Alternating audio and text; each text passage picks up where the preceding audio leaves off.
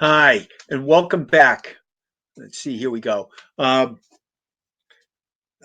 we're doing here is we're going to tickle the budget constraints.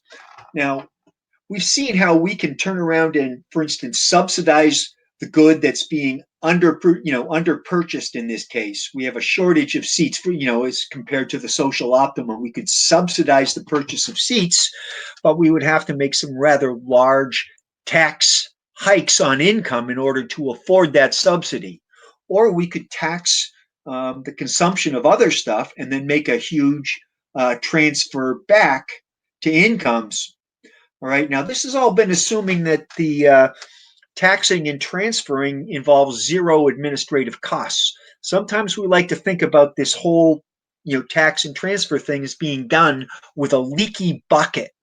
That is, I'm going to take tax revenues from taxing the consumption of other stuff. I've got tax collectors out there. They're going to collect it. They're going to bring it into the government. And then we're going to take it. We're going to turn around and cut checks, to transfer the money back. All right. And we like to think of that as being done in a bucket with leaks in it. The larger the bureaucracy, the more leaks there are in that bucket and the more water spills out. All right. So the administrative costs of these schemes can be rather large. So let's take an idea of what if we were to tax the consumption of X beyond 15? That is, I'm going to look just at Curry. If we come down to 15, all right, his initial budget set is unchanged. However, after buying 15 units of X, it's going to cost him twice as much.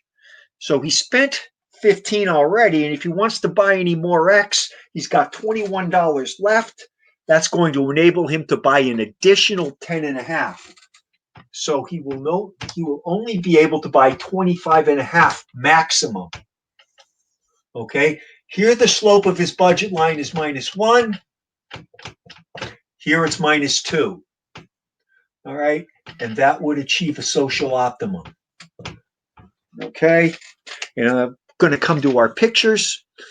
Let's see. Come on up here. I want to go to this page right here. All right, and what I've done, I've written this all out for you so you can see it.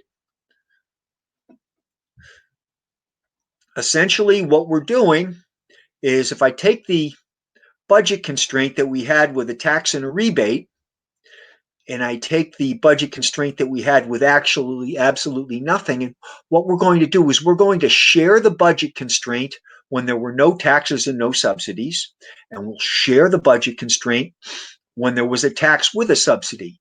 And we see that we get something that looks like, where are you? Hold on. Oh, get out of my way. There we go. Looks like this. Okay. So here we have absolutely no administrative costs. Now, what I want you to think about, and I'll let you prove it yourselves, is if we were to subsidize the purchase of seats beyond what we're already doing, that is, Durand will get subsidized for any seats that he buys greater than 5, and Curry would get subsidized for any seats he buys beyond 17, they would both buy an additional 4 seats. Those 4 seats would cost the government $2. So that's how much they would have to take away from each person's income. So there's a small administrative cost with the subsidy scheme this way versus the large administrative costs with the grandiose tax cum subsidy or subsidy cum tax schemes that we had looked at in the past. Now, this pretty much covers it, although I am contemplating adding an extra credit question, which will look at playing this game repeatedly so that we have what we would call an infinitely played game. And I'll have to think about that, but I hope you've had as much fun with this so far as I've had. Anyway, thanks a lot and have a great day.